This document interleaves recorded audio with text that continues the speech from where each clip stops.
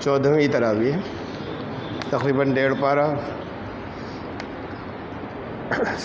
سورہ لقمان کی آیت نمبر 20 سے، پھر سورہ سجدہ، سورہ احزاب، سورہ سبا، سورہ فاطر، اور سورہ فاطر تک ہوئی، اور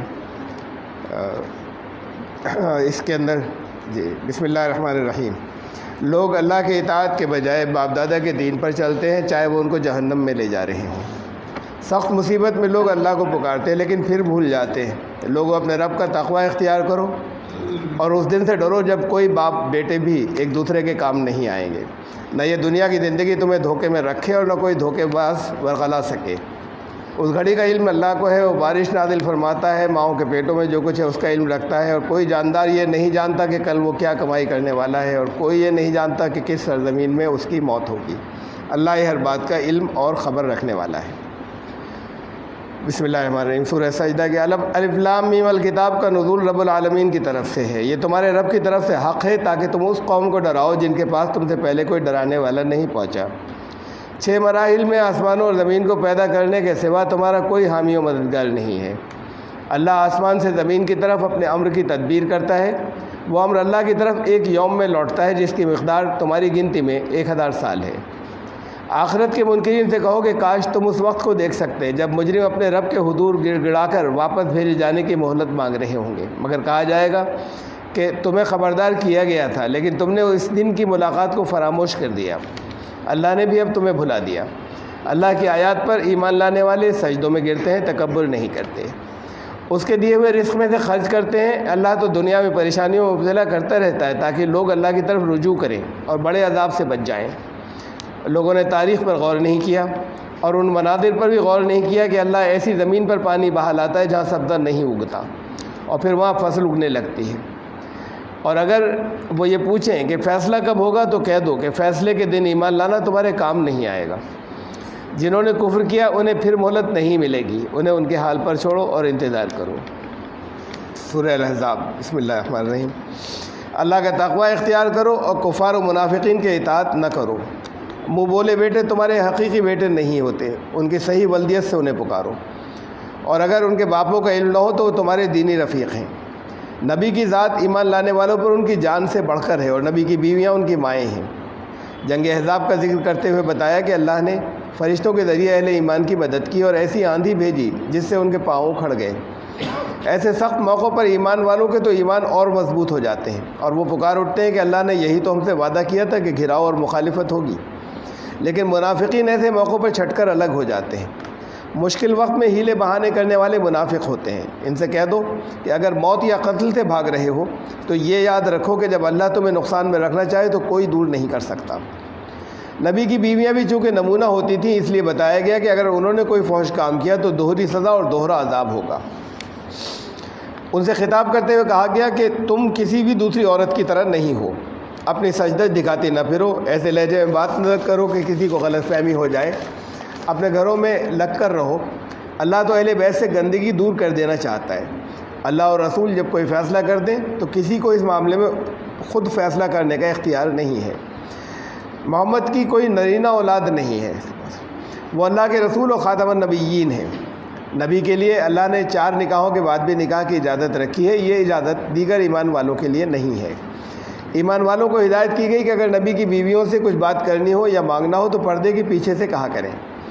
تمام اہل ایمان عورتوں سے کہا گیا کہ جب وہ نکلیں تو اپنی لمبی چادریں اپنے اوپر لپیٹ لیا کریں تاکہ پہچان لی جائیں اور ستائی نہ جائیں۔ پاک باز عورتوں سے چھیڑخانی کرنے والوں کو بستی سے نکال دو، اس کے بعد بھی اگر وہ نظر آئیں تو اپنی حرکتوں کو جاری رکھیں تو ان کے لیے سزائے موت ہے۔ جو قیامت کے وقت کا سوال کرتے ہیں ان سے کہہ دو کہ اللہ کو اس کا علم ہے، اور ہو سکتا ہے کہ تمہارے قریب ہی آ لگی ہو۔ جب انہیں آگ کا عذاب دیا جائے گا تو وہ ان سرداروں اور بڑوں کے لیے دوہرے عذاب کی درخواست کریں گے جن کی وہ دنیا میں اتباع کیا کرتے تھے۔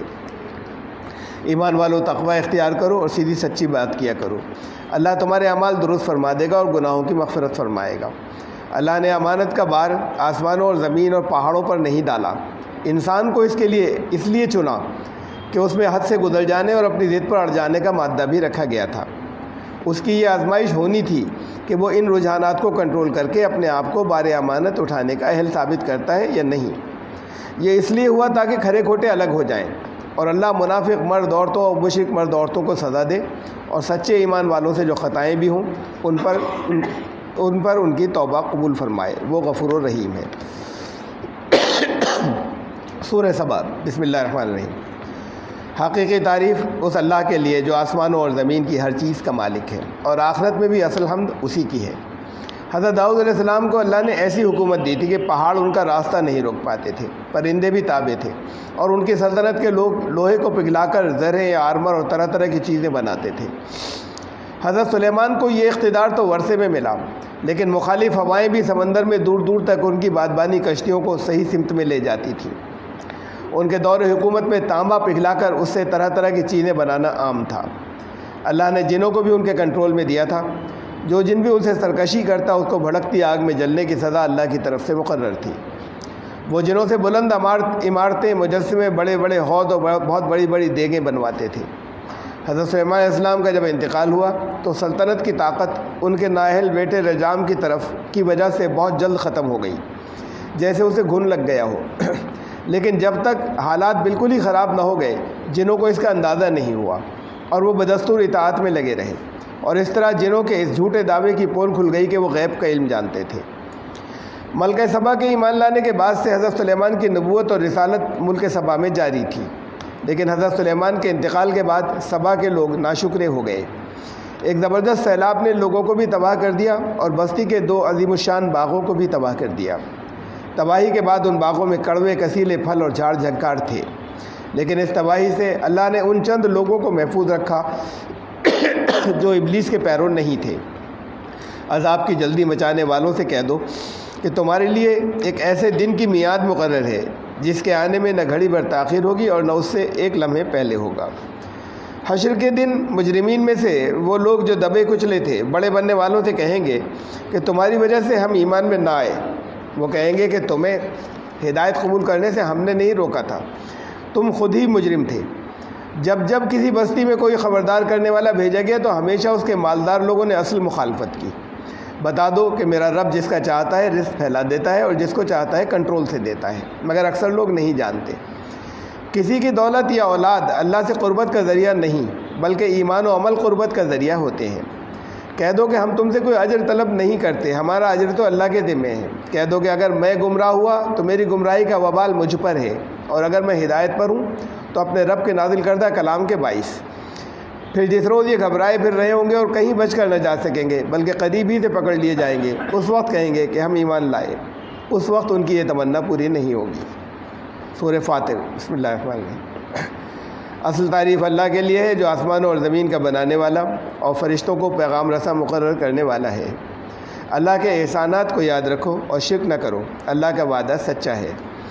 یہ دنیا کی زندگی تمہیں دھوکے میں نہ رکھے، ابلیس کی دشمنی سے ہوشیار رہنا۔ اللہ کے ریکارڈ میں ہر بچے کی پیدائش اور اس کی عمر کی کمی بیشی درج ہے۔ پانی میٹھا بھی ہوتا ہے اور بہت کھاری بھی، ان دونوں کی خاصیتیں جدا، لیکن دونوں میں سے تمہارے لیے غذا کا انتظام ہوتا ہے اور دونوں میں سے لباس کی سجاوٹ کا سامان فراہم ہوتا ہے۔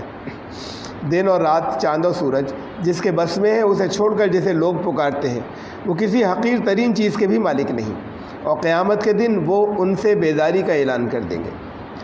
اے لوگو، تم ہی محتاج ہو اور اللہ بے نیاز۔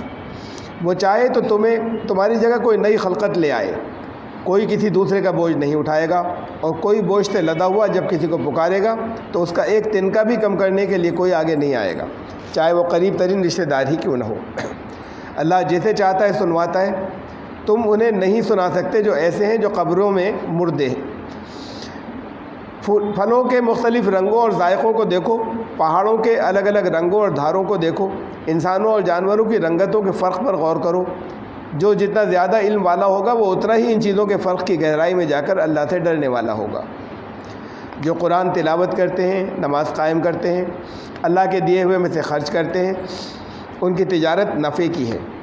پھر اللہ نے اپنے بندوں کو اس کتاب کا وارث بنایا جنہیں اس نے چن لیا۔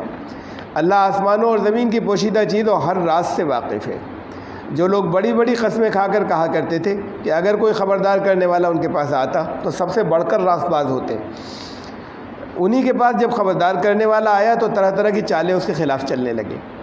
کیا انہوں نے پچھلی نافرمان قوموں کا انجام نہیں دیکھا؟